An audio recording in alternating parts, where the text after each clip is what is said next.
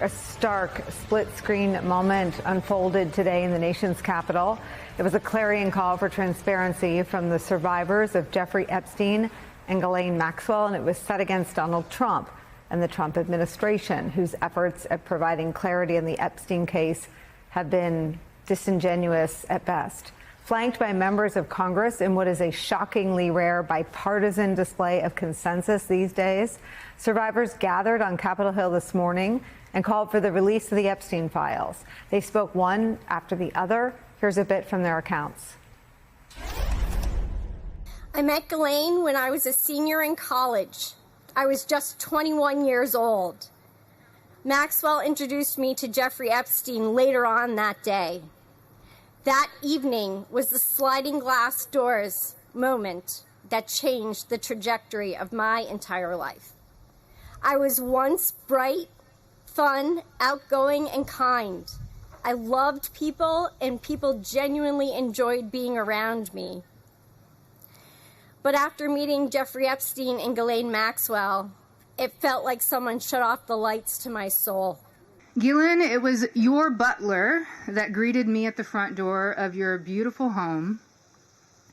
And it was your calm, manipulative, and fraudulent demeanor that cultivated my trust.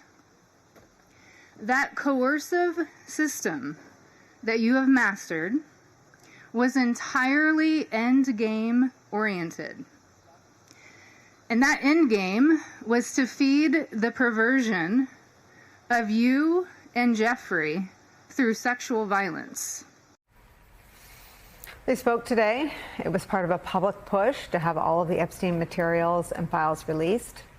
The petition that would make that happen, that would trigger a vote in Congress on the bill releasing the Epstein files, at this point just needs the support of 2 more Republicans. Here's what the survivors had to say about that. It's time for us to see beyond the curtain. Why was Jeffrey Epstein so protected? Who is still being protected? So I ask you, President Trump and members of Congress, why do we continue to cover up sexual abuse and assault? Who are we covering for? And to be clear, the only motive for opposing this bill would be to conceal wrongdoing. You have a choice. Stand with the truth, or with the lies that have protected predators for decades. Donald Trump and his administration have made that choice. The White House says that supporting the bill that would trigger the release of the Epstein files would be viewed by them as, quote, a very hostile act to the Trump administration. And here's what Donald Trump said in the Oval Office about the Epstein case just moments after the survivors finished speaking. So this is a Democrat hoax that never ends. You know, it reminds me a little of the Kennedy situation. We gave him everything over and over again, more and more and more, and nobody's ever satisfied.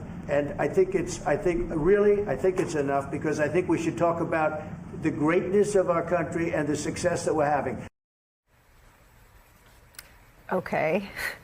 Now, the idea that the Epstein case is a hoax is something that Trump's own base of supporters, the most fervent ones, don't even believe. Neither do his most prominent allies. Laura Loomer puts it this way: would Ghislaine Maxwell be serving time in prison if it was all a hoax? Good point, Laura Loomer. Again, Donald Trump made those comments we just showed you minutes after survivor after survivor after survivor of sexual violence came out and publicly told her story about how Jeffrey Epstein and Ghislaine Maxwell recruited them and manipulated them and exploited them and sexually abused them. Many of them talking about how they are, to this day, still traumatized and grappling with and struggling to recover from that trauma. Here's what one of the survivors said about Donald Trump's baseless claims of all of this being a hoax just moments before he spoke. The president has said that this Epstein issue is a hoax, is the words that he used. Can we get your reactions to what you think when you hear him say that? I'll answer that. Mr. President Donald J. Trump, I am a registered Republican, not that that matters because this is not political. However, I cordially invite you to the Capitol to meet me in person so you can understand this is not a hoax. We are real human beings. This is real trauma. What does it feel like emotionally to hear? It's being gutted from the inside out. Not that I would know what that feels like, but I imagine it's the anxiety buildup with the depression and the survival mode, and then your nervous system goes limp and ironically is shot. And it feels like you just want to explode inside because nobody, again, is understanding that this is a real situation. Donald Trump finding himself today on the other side of the survivors of Jeffrey Epstein and Ghislaine Maxwell, including at least one registered Republican, as they push to release all of the Epstein material. It's where we start today. Tara Palmieri is here. She writes The Red Letter on Substack and has hosted 2 acclaimed podcast series on this topic called Broken, Jeffrey Epstein and Power, The Maxwells. Also joining us is my friend and colleague, MSNBC senior political analyst Alex Wagner's back. And back with me at the table for the hour, investigative journalist, host, and co-producer of the podcast Chasing Ghislaine, Vicky Ward is back with us. What did you think? I thought it was so powerful, Nicole, and so not political. I have to say, for me, the biggest headline was the first speaker, Anoushka DiGiorgio, for 2 reasons. One, I watched her testify under a pseudonym, Kate, at Ghislaine Maxwell's criminal trial. And to my knowledge, this is the first time that she has now come forward and sort of identified herself as one of the 4 key witnesses at that trial. The other thing about Anoushka DiGiorgio is she knows Donald Trump very well. I've reported this. It was reported many years ago that she met him through Ghislaine Maxwell, and they spent a weekend at Mar-a-Lago. So the fact that at the end of her remarks, she talked directly to President Trump and said, "You have the power, please use it in the correct way," that was very meaningful. Tara, what did you learn today, or what did you see platformed that brings what this should all be about for everybody into focus? And that's centering all of our conversations, as you do, around the victims themselves. I have to agree with Vicky that it really didn't feel political. I felt more of a story about humanity. And hearing these women, when President Trump called it a hoax, and they responded saying, "We're people. We're human beings right here. We're not a hoax. You can come here and see us for yourself. I will talk to you." One of the victims addressed the president directly. "President Donald J. Trump, come here. I am a human being. I'm not a hoax." And I think as that was happening, there was this incredible moment.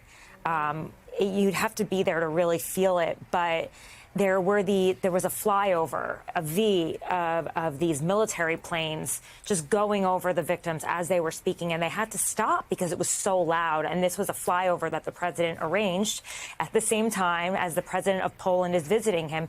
And it was almost like a symbolism of silencing the victims in their moment.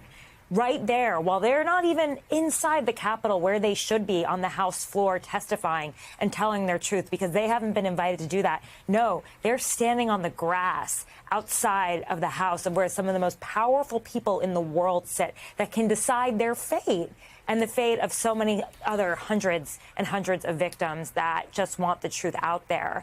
There was just such an imbalance in so many ways.